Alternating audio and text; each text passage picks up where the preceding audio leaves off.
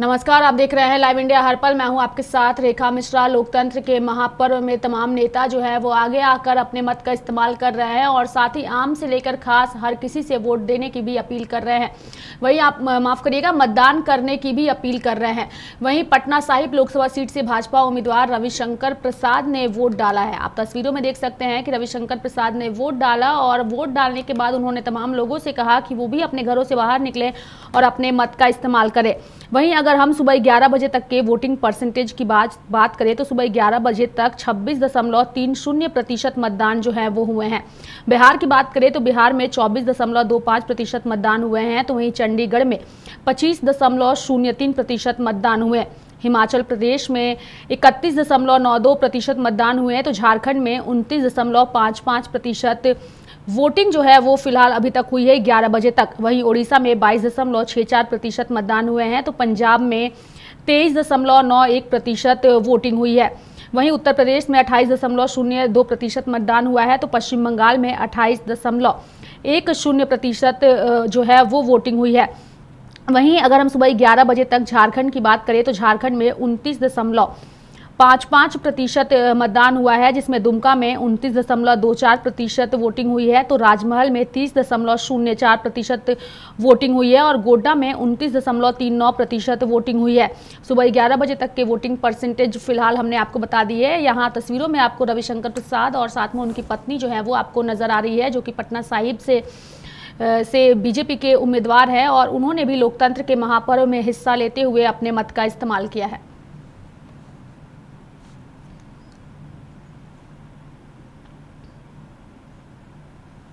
आम से लेकर खास हर कोई लोकतंत्र के महापर्व में बढ़ चढ़ करके हिस्सा ले रहा है। ऐसे में हिमाचल प्रदेश में केंद्रीय मंत्री और हमीरपुर लोकसभा सीट से भाजपा उम्मीदवार अनुराग ठाकुर ने भी अपने मत का इस्तेमाल किया है और लोकतंत्र के महापर्व में हिस्सा लेते हुए तमाम लोगों से भी अपील की है कि घरों से बाहर निकले और अपने मत का इस्तेमाल करें। मैंने मतदान कर दिया है, आप भी लोकतंत्र के पर्व पर जाइए जल्दी से जल्दी अपने पोलिंग बूथ पर और कर दीजिए मतदान, दे दीजिए अपना योगदान। वो दुनिया देख रही है उम्मीद भरी नजरों से भारत की तरफ और भारत को खरा उतरना है, संकल्प से सिद्धि की ओर लेकर जाना है, विकसित भारत बनाना है। तो हम सबको मिलकर अपना योगदान करें। सर, इस बार बीजेपी 370 का लक्ष्य रखी है और एनडीए का 400 पार करना है, लेकिन जो विपक्षी दल हैं वो ये कह रहे हैं कि ये 150 में समझ जाएंगे, कुछ जनता के आशीर्वाद से हमने 2014 में 282, 2019 में 303, इनको पूर्ण बहुमत की सरकारें बनाई जो 1984 के बाद बनी। ये अपने आप में दिखाता है कि जनता ने बार बार विश्वास भारतीय जनता पार्टी पर किया, मोदी जी पर किया और इस बार भी जनता का पूरा आशीर्वाद मिलने वाला है। जहाँ तक मैं देख पा रहा हूँ, हम हिमाचल की चारों सीटें लोकसभा जीतेंगे और 400 पार करके फिर एक बार विधानसभा में 6 सीटों पर भी चुनाव हो रहे हैं। हम चौके छक्के लगाने के लिए तैयार हैं। 4 की 4 लोकसभा, 6 की 6 विधानसभा उपचुनाव। तो उसके बाद तो सरकार का भी दावा आपके निश्चित तौर पर उसके बाद जो परिस्थितियां बनती हैं उस और है कि हिमाचल प्रदेश की सरकार जो भी रिजल्ट आता है उसके बाद उसका भविष्य को। सर, कांग्रेस एग्जिट पोल का वो करिए बाइकाट कर दिए कि हम उसमें शामिल नहीं। ये अपने आप में दिखाता है कि कुछ राजनीतिक दलों ने चुनावी नतीजों से पहले ही हार मान ली है। वो अभी भी कैमरा फेस करने के लिए तैयार नहीं, वो इस चुनाव में जनता को फेस करने के लिए तैयार नहीं थे, क्योंकि उपलब्धियां थी नहीं, भविष्य की रणनीति थी नहीं। तो करें तो क्या करें। तो मैं यही कहना चाहता हूँ, आप चाहे 1 तारीख को इकट्ठे होकर जितनी मर्जी विपक्ष रणनीति बना ले, रणनीति इसके आसपास बनेगी कि हार का ठीकरा किस पे फोड़ना है और इसके बाद क्या क्या बहाने लेकर सबने अलग अलग हो जाना है। और 5 साल के लिए अब ये लोग जाएं, थोड़ा ध्यान लगाएं कि अगला चुनाव 5 साल बाद कैसे। सर, प्रधानमंत्री भी ध्यान लगा रहे, लेकिन कांग्रेस और विपक्षी दल वो ध्यान लगा रहे हैं। देखिए, जब आएंगे प्रधानमंत्री तो और ऊर्जा के साथ और ताकत के साथ देश को आगे बढ़ाएंगे। हमें पूर्ण विश्वास है कि जिस तरह से 10 वर्षों में माननीय प्रधानमंत्री ने देश को आगे बढ़ाया है, हमारा देश बहुत आगे जाने के लिए, दुनिया के मुद्दों पर खरा उतरने के लिए तैयार है और ये विकसित भारत का संकल्प सिद्धि तक। वहीं हिमाचल प्रदेश के मंडी से बीजेपी की कैंडिडेट कंगना रनौत हैं और ऐसे में कंगना रनौत भी लोकतंत्र के महापर्व में हिस्सा लेने के लिए पहुंची और उन्होंने भी अपने मत का इस्तेमाल किया। तस्वीरों में आप देख सकते हैं कि किस तरीके से कंगना रनौत जो है वो वोट डालने के लिए पहुंची और इस दौरान वो काफ़ी खुश भी नजर आ रही थी। वहीं वोट डालने के बाद अपनी खुशी जाहिर करते हुए कंगना रनौत ने अपनी बातों को भी रखा और साथ ही मतदाताओं से भी अपील की कि वो लोकतंत्र के महापर्व में बढ़ चढ़ करके हिस्सा लें। अभी जो है मैंने जो है वो वोट दिया है और मेरी सबसे अपील है जिन जिन क्षेत्रों में आज जो है वोटिंग हो रही है, इस जो हमारा सबसे बड़ा संवैधानिक अधिकार है, इस लोकतंत्र के महापर्व में जो है वो बढ़ चढ़ के हिस्सा लें। और आज ऐसा लगता है जैसे कोई उत्सव है, हमारे सरका घाट में तो लग रहा है जैसे कोई उत्सव है। इस लोकतंत्र के महापर्व में जो है हिस्सा लें और हमें जो लोकतंत्र का जो वरदान है, न जाने कितने लोगों का खून बहा ताकि हमें ये वोट करने का जो है अधिकार मिले, तो इस अधिकार का फायदा उठाएं। देखिए, हमारे लिए जो है ये जो मोदी की लहर है ये समस्त हिमाचल प्रदेश में है। मोदी जी ने जो है इस बार कम से कम लगभग 200 रैलियां की हुई हैं। 2 महीने के छोटे से अंतराल में ना जाने 80-90 से ज्यादा इंटरव्यू किए हुए हैं और उनका जो काम है वो पूरे भारतवर्ष में जो उसकी गारंटी है, उनका लोहा जो है पूरा भारतवर्ष और हिमाचल प्रदेश भी मानता है। तो हम जो है मोदी जी की सेना है और मुझे जो है अवश्य ही मंडी पार्लियामेंट्री का आशीर्वाद मिलेगा और मोदी जी को जो है यहाँ पर भी हम लोग 4 की 4 सीटें जो है वो मिलेगी। ध्यान करने गए हैं, विपक्ष सवाल उठा रहा है, मोदी जी ध्यान लगा रहे हैं, अभी मोदी जी जो है वो ध्यान अभी नहीं कर रहे हैं। वो जब राजनेता भी नहीं थे, जब कहीं न कहीं पॉलिटिक्स से बिल्कुल नहीं जुड़े थे, तब भी हम लोग उनके कितने चित्र देखते हैं। यहाँ हिमालय की वादियों में वो न जाने कितने दशकों तक वो तपस्या करते रहे, वो कितने दशकों तक जो है ध्यान करते रहे। अब इन लोगों को उनके ध्यान से दिक्कत है। जो एक इंसान का जो है जीवन शैली जीने का तरीका है, वो इंसान अपनी जीवन शैली जीने का तरीका नहीं भूल सकता। अगर वो जो है ध्यान करते हैं तो करते आए हैं, अब भी करेंगे, उसमें क्या पता। मोदी जी अवश्य ही 400 पार में 4 की 4 जो है हिमाचल की सीटें। बिहार के पूर्व मुख्यमंत्री और गया लोकसभा सीट से हम के उम्मीदवार जीतन राम मांझी ने भी लोकतंत्र के महापर्व में हिस्सा लिया और वो भी वोट डालने पहुंचे। तस्वीरों में आप देखिए, आपको जीतन राम मांझी नजर आ रहे हैं जो लोकतंत्र के महापर्व में हिस्सा लेने के लिए पहुंचे। जीतन राम मांझी ने अपने मत का इस्तेमाल किया और साथ ही मीडिया से मुखातिब होते हुए तमाम लोगों से भी लोकतंत्र के महापर्व में हिस्सा लेने की बात कही। जनतंत्र में मतदान बहुत बड़ा पर्व होता है और अपना अधिकार का प्रयोग करना सबको चाहिए। हम लोग भी बताते हैं कि भाई मतदान जरूर करना चाहिए। उस सिलसिले में हम अपने सब परिवार के साथ अपने पत्नी, अपने पुत्रवधू, अपने परपौत्र और फिर अपने पुत्र, सब लोगों के साथ आकर के हम लोग मतदान में भाग लिया। हम मतदान करके अभी निकले हैं और हम समझते हैं शांतिपूर्वक मतदान चल रहा है और आशा है कि शांतिपूर्वक 5 बजे तक हम लोग मतदान का कार्य संपन्न करवाएंगे। दावा नेताओं के द्वारा किया जा रहा है। अभी यहाँ मतदान जनतंत्र में मतदान बहुत बड़ा पर्व होता है और अपना अधिकार का प्रयोग करना सबको चाहिए। तो लोकतंत्र के महापर्व में हर कोई आगे आ रहा है और अपने मत का इस्तेमाल कर रहा है। ऐसे में आम से लेकर खास हर कोई अपने मत का इस्तेमाल कर रहा है। ऐसे में अगर हम बात करें अजय राय की, तो अजय राय ने जो है वो वाराणसी सीट से कांग्रेस पार्टी के उम्मीदवार हैं और अजय राय ने भी अपने मत का इस्तेमाल करते हुए लोकतंत्र के महापर्व में हिस्सा लिया है।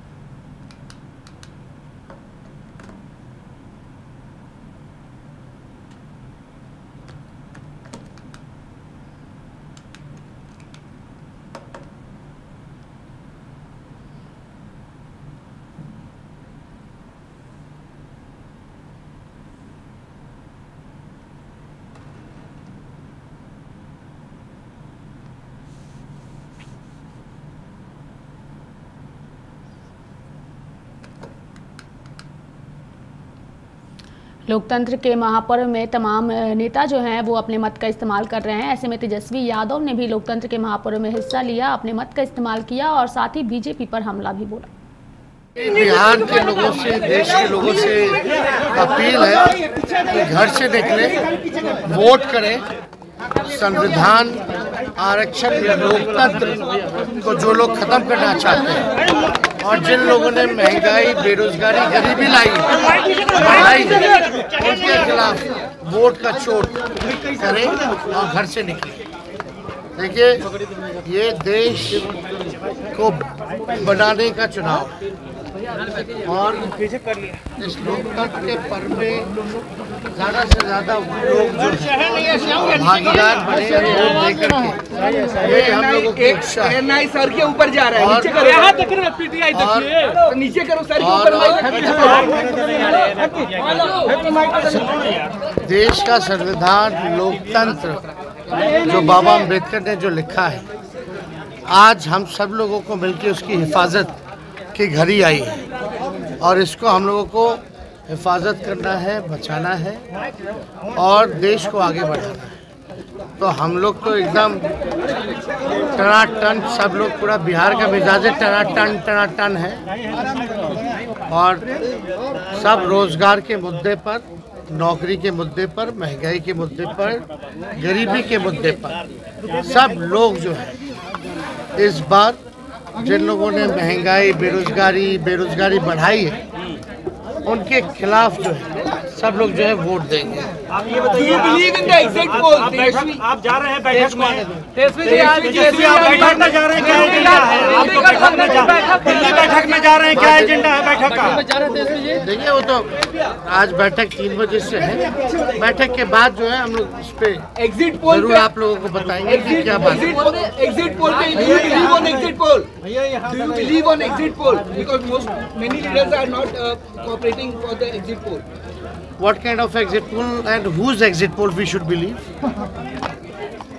There are so many exit polls, right? So we should wait for the 4th June and what we have seen in ground, and we have a belief and faith in people of India that this time India Gathbandhan, India Alliance is coming to form a government on 4th June and NDA is going soon. Tejashwi ji, कहा जा रहा है कि India गठबंधन को एकजुट रखने के लिए बैठक है कि एकजुट रहे इंडिया गठबंधन। अरे आप छोड़िए अभी सबके चर्चा, आज लोकतंत्र है, बैठक के बाद खेला होगा क्या?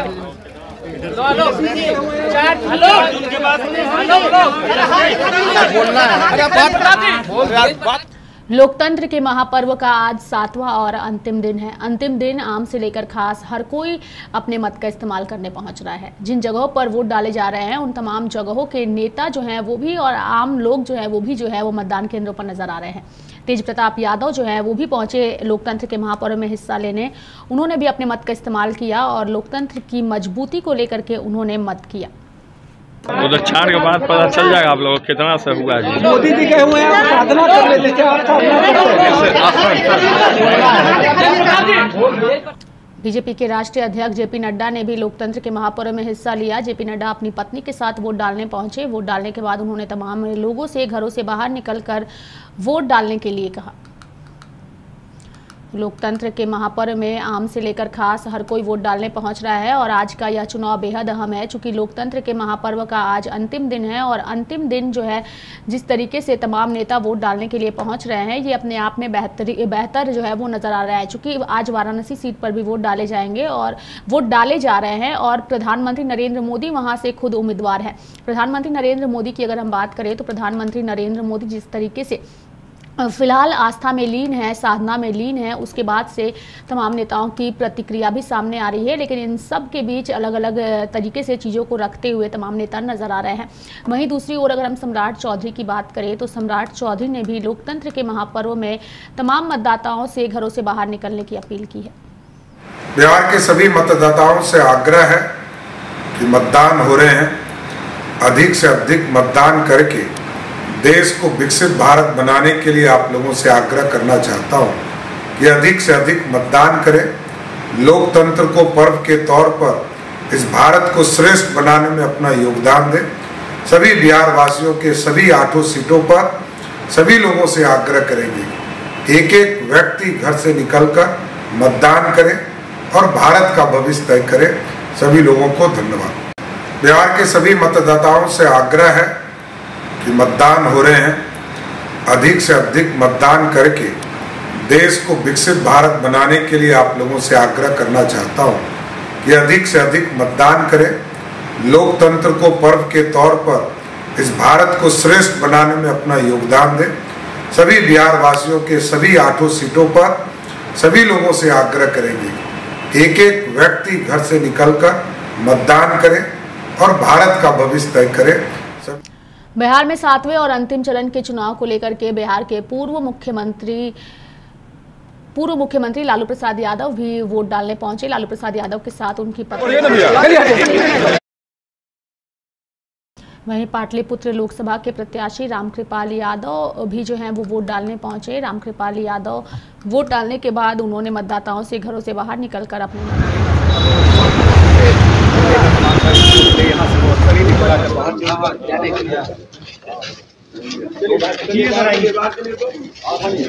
बाहर आप लोग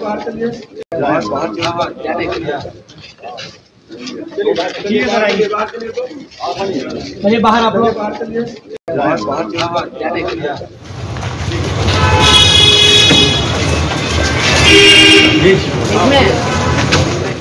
पटना साहिब के संसदीय क्षेत्र फतुहा विधानसभा संपत चक नगर परिषद अंतर्गत वार्ड नंबर 2 बूथ संख्या पर लगभग 2 घंटे के लिए ईवीएम खराब हो गया, जिसकी वजह से भीषण गर्मी में मतदाताओं को काफी परेशानी हुई। वहीं मतदाताओं ने मीडिया से बात करते हुए अपनी समस्याओं को रखा।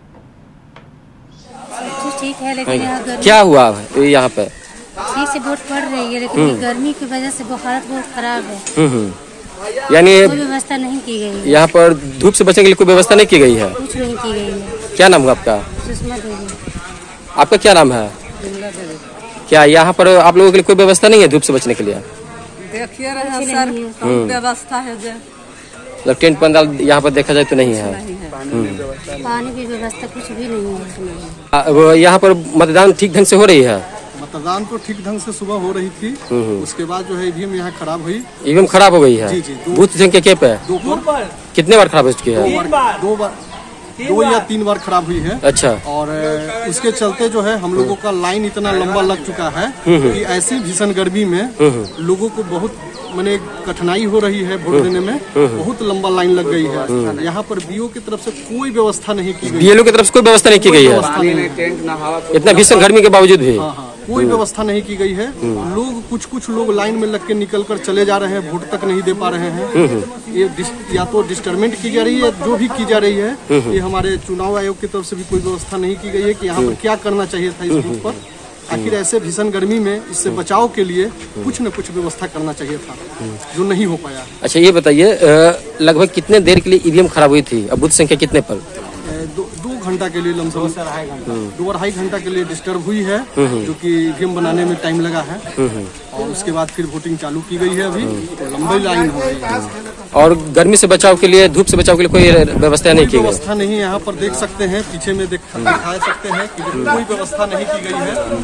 लोग धूप में लाइन में लगे हुए हैं। अगर इसमें कुछ अनहोनी होती है तो इसका जवाबदेही कौन लेंगे, ये मैं जानना चाहता हूँ पूरे देशवासियों से। अपना परिचय दीजिए। मेरा नाम संजय। क्या यहाँ किस तरह का मतदान हो रहा है? सुबह से मतदान 7 बजे से सुचारू रूप से शुरू हुआ है। उसके बाद आधे घंटे के बाद से बूथ नंबर 2 पर ईवीएम खराब का सूचना मिला। उसके बाद हम लोग आए यहाँ पर देखें, दोबारा में मशीन को बनाया गया, फिर वोटिंग स्टार्ट हुआ। उसके बाद फिर से खराब हो गया। 2 बार मशीन खराब होने के बाद वोटिंग अभी सुचारू रूप से चल रहा है।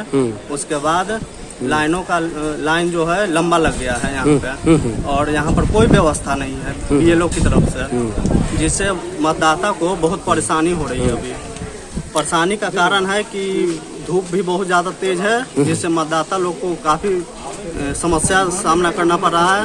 और मतदाता लोग तो अभी बेहोश होकर गिर जा रहे हैं। न पानी का व्यवस्था है, न टेंट लगा है, बहुत ज्यादा गर्मी है। आए दिनों देख ही रहे हैं कि गर्मी से कितना लोगों की जान जा रही है, और ये समस्या है। इसीलिए यहाँ पर बीएलओ की तरफ से कोई व्यवस्था नहीं है। यहाँ पर ये विधानसभा कौन सा क्षेत्र में पड़ता है? लोकसभा पटना साहिब संसदीय लोकसभा है। और विधानसभा? विधानसभा फतुहा विधानसभा है। प्रखंड संपत चक है। नगर परिषद वार्ड नंबर 1 है ये। अच्छा, 1 है। और ये बूथ संख्या के में ईवीएम खराब हुआ था? ईवीएम बूथ संख्या 2 में खराब हुई थी और जबकि यहाँ वार्ड 1 और वार्ड 2 दोनों का बूथ है। बूथ 1 और बूथ 2 है। यानी कि 2 पर हुई थी? 2 पर। लगभग कितने देर के लिए? स्टार्टिंग में तो अच्छे से वोटिंग हो रही थी, लेकिन आधे घंटे के बाद से ईवीएम खराब होने का सिलसिला स्टार्ट हो गया। कितने देर तक हुई? आधे घंटे तक ईवीएम खराब रही, उसके बाद लाइन लंबा लग गया। उनका कहना था कि 2 घंटे के आसपास तक रहा। नहीं, आधे घंटे पहले खराब हुई थी ईवीएम, उसके बाद फिर दोबारा खराब हुई। तो ये समझिए कि 2 से 2.5 घंटा तक ईवीएम में इस तरह का प्रॉब्लम होता रहा। लोग को ज्यादा परेशानी हो रही है, बहुत दिक्कत हो रहा है। ठीक है। लोकतंत्र के महापर्व का अंतिम दिन है और अंतिम दिन आम से लेकर खास हर कोई अपनी भागीदारी सुनिश्चित कर रहा है और अपने मत का इस्तेमाल कर रहा है। तो मेरे साथ इस बुलेटिन में फिलहाल इतना ही।